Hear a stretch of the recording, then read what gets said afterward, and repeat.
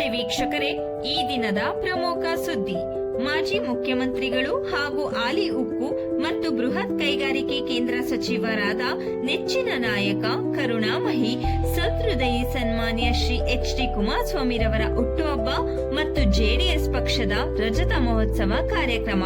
ಯಲಹಂಕ ಉಕ್ಕು ಮತ್ತು ಬೃಹತ್ ಕೈಗಾರಿಕಾ ಸಚಿವರಾದ ಎಚ್.ಡಿ. ಕುಮಾರಸ್ವಾಮಿರವರ ಹುಟ್ಟುಹಬ್ಬದ ಕಾರ್ಯಕ್ರಮ ಮತ್ತು ಜೆಡಿಎಸ್ 25ನೇ ವರ್ಷದ ರಜತ ಮಹೋತ್ಸವ ಕಾರ್ಯಕ್ರಮವನ್ನು ಅಡಕ್ಮಾರ್ನಳ್ಳಿಯ ಶ್ರೀ ಮಾರುತಿ ಮಂದಿರ ಹತ್ತಿರ ಬಹಳ ಅದ್ದೂರಿಯಾಗಿ ಆಚರಿಸಲಾಯಿತು.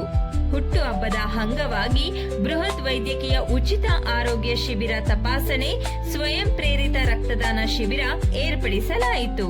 ಪೌರ ಕಾರ್ಮಿಕರಿಗೆ, ವೃದ್ಧರಿಗೆ ಹಾಗೂ ಮಹಿಳೆಯರಿಗೆ ಉಚಿತ ಸೀರೆ, ಸ್ವೆಟರ್ ಮತ್ತು ಪ್ಯಾಂಟು ಶರ್ಟ್ ವಿತರಣೆ ಮಾಡಿದ್ದರು.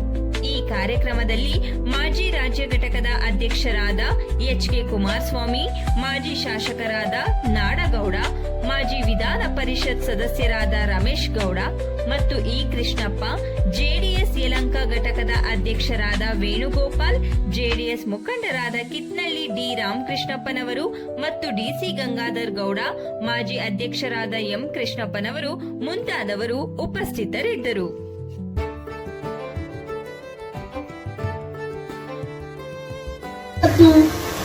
ನಮ್ಮ ದೇವೇಗೌಡ ಅಪ್ಪಾಜಿ ಅವರ ಆಶೀರ್ವಾದದೊಂದಿಗೆ, ಅವರ ಮಾರ್ಗದರ್ಶನದಲ್ಲಿ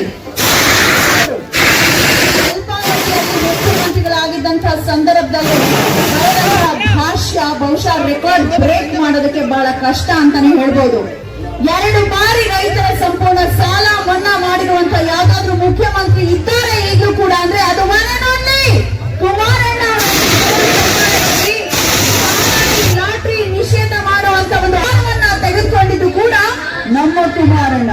ಗ್ರಾಮ ವಾಸ್ತವ್ಯ ಮನೆ ಸಮರ್ಪಿಸ್ತಾ ಈಗ ಬರ್ಮಾಡ್ಕೊಳ್ತಾ ಇದ್ದಾನೆ. ಬಹುಶಃ ಈ ಭಾಗದಲ್ಲಿ ಒಂದು ಏನ್ ಹೇಳ್ತಾರೆ, ಚಲನಚಿತ್ರ ವಲಯದಲ್ಲಿ ಒಂದು ದೊಡ್ಡ ಪರ್ವ ಪ್ರಾರಂಭ ಮಾಡಿದಂತವ್ರು ಅನ್ನದಾತರು ಅಂತ ಹೇಳ್ಬಹುದು. ಯಾಕಂದ್ರೆ ಇವಾಗ ನಾವೇನ್ ಗೋಲ್ಡನ್ ಸ್ಟಾರ್ ಗಣೇಶ್ ಅವರನ್ನ ಅಷ್ಟು ಎತ್ತರದಲ್ಲಿ ಕಾಣ್ತಾ ಇದೀವಿ. ಯೋಗರಾಜ್ ಭಟ್ರಿಗೆ ಒಂದು ದೊಡ್ಡ ಬ್ರೇಕ್ ಅನ್ನ ಕೊಡಿಸಿದಂತ ಈ ಭಾಗದವರು ನಮ್ಮ ಕೃಷ್ಣಪ್ಪ ಸರ್ ಅಂತ ಹೇಳಿದಾಗ ಬಹಳ ಹೆಮ್ಮೆ ಅನ್ಸತ್ತೆ. ಜೆಡಿ ಭಗವಂತ ಮತ್ತಷ್ಟು ಆಯುರ್, ಆರೋಗ್ಯ, ಐಶ್ವರ್ಯ, ಸಮೃದ್ಧಿ, ನೆಮ್ಮದಿಯನ್ನ ಕರುಣಿಸಿ ಅಂತ ಹಾರೈಸ್ತಾ ಈಗ ಮೊದಲಿಗೆ ನಮ್ಮ ಸಿಂಧನೂರು ವಿಧಾನಸಭಾ ಕ್ಷೇತ್ರದ ಮಾಜಿ ಶಾಸಕರು ನಾಡಗೌಡರಿಗೆ ಮತ್ತೊಮ್ಮೆ ನಲ್ಮೆಯ ಸ್ವಾಗತವನ್ನ ನಾನು ಕೋರ್ತಾ ಇದ್ದೇನೆ. ಈಗ ಕಾರ್ಯಕ್ರಮಕ್ಕೆ ಆಗಮಿಸಿರುವಂತಹ ಸಮಸ್ತರನ್ನ ಪ್ರೀತಿಯಿಂದ ಸ್ವಾಗತಿಸಲಿಕ್ಕಾಗಿ ನಾನು ಬರ್ಮಾಡ್ಕೊಳ್ತಾ ಇದ್ದೇನೆ. ನಲ್ಮೆಯ ಕೊಡುಗೆ ಇದ್ರು, ನಮಗೆ ಹೆಚ್ಚಿನ ದಿವಸ ಅವಕಾಶಗಳು ಸಿಗಲಿಲ್ಲ. ಆದರೂ ಅವರಿಗೆ ಆರೋಗ್ಯ ತಪಾಸಣೆ ಮತ್ತು ಅವರ ಆರೋಗ್ಯದ ಬಗ್ಗೆ ನಿಗಾವಹಿಸಬೇಕು ಅನ್ನೋ ಒಂದು ದೃಷ್ಟಿಯಲ್ಲಿ ನಮ್ಮ ಪಕ್ಷದ ವತಿಯಿಂದ ಇವತ್ತು ಆರೋಗ್ಯ ಶಿಬಿರವನ್ನು ಮಾಡಿದ್ದೇವೆ. ಜೊತೆಗೆ ಈ ಚಳಿಗಾಲದಲ್ಲಿ ಸಾಕಷ್ಟು ಜನರಿಗೆ ಒದಿಗೆಗಳಿಲ್ಲ, ಒದಿಗೆ ಕೊಡೋದು, ಅವರಿಗೆ ಸೀರೆ ಬಟ್ಟೆ ಕೊಡೋದು. ಹೃದಯ ವೈಶಾಲ್ಯದ ಗಣಿ ಅವರು 2 ಸಾರಿ ಈ ರಾಜ್ಯದ ಮುಖ್ಯಮಂತ್ರಿ ಆಗುವ ಅವಕಾಶ ಬಂತು. ಆದರೆ ದುರ್ದೈವ, ಜನ ಮಾಡಿದ ಮುಖ್ಯಮಂತ್ರಿ ಆಗಲಿಲ್ಲ, ದೇವರು ಮಾಡಿದ ಮುಖ್ಯಮಂತ್ರಿ ಆದರು. ನಾವಾರು ಕೂಡ ಬಹುಮತದ ಸರ್ಕಾರವನ್ನು ರಚನೆ ಮಾಡೋದಕ್ಕಾಗಲಿಲ್ಲ. ಅನಿವಾರ್ಯವಾಗಿ ಒಂದು ಸಾರಿ ಬಿಜೆಪಿಯ ಜೊತೆ ಸರ್ಕಾರ ರಚಿಸಿದ್ವಿ, ಇನ್ನೊಂದು ಸಾರಿ ಕಾಂಗ್ರೆಸ್ಸಿನ ಜೊತೆ ಸರ್ಕಾರವನ್ನು ರಚಿಸಿದ್ವಿ. ಅವರು ಮುಖ್ಯಮಂತ್ರಿ ಆದ ಅವಧಿಯಲ್ಲಿ ಅವರು ಕೊಟ್ಟಂತ ಕಾರ್ಯಕ್ರಮಗಳು, ಈ ನಾಡು ಎಂದೂ ನೋಡಿರದ ಕಾರ್ಯಕ್ರಮಗಳನ್ನ ಈ ಜನತೆಗೆ ಕೊಟ್ಟು, ಕುಮಾರಸ್ವಾಮಿ ಅವರು ಎಲ್ಲಿ ಹೋಗ್ತಿದ್ರು ಮುಖ್ಯಮಂತ್ರಿಗಳಾಗಿ ಅಲ್ಲಿ ಮೊದಲು ಭೇಟಿ ಆಗ್ತಾ ಇರೋದು ಅಂಗವಿಕಲರನ್ನು. ಅಂಗವಿಕಲರು ಅವ್ರಿಗೆ ಕಣ್ಣಿಗೆ ಕಂಡ್ರೆ ಅವರನ್ನ ಮೊದಲು ಮಾತನಾಡಿಸಿ ಮುಂದೆ ಹೋಗ್ತಕ್ಕಂತ ಪರಿಪಾಠವನ್ನ ಅವರು ಅಧಿಕಾರದಲ್ಲಿದ್ದಾಗ ಅನುಸರಿಸಿದ್ದನ್ನ ನಾವು ಜೊತೆಯಲ್ಲಿ ನೋಡಿದ್ದೇವೆ. ಅವರ ಮೊದಲ ಕಾರ್ಯಕ್ರಮ ಗ್ರಾಮ ವಾಸ್ತವ್ಯದ ಕಾರ್ಯಕ್ರಮ.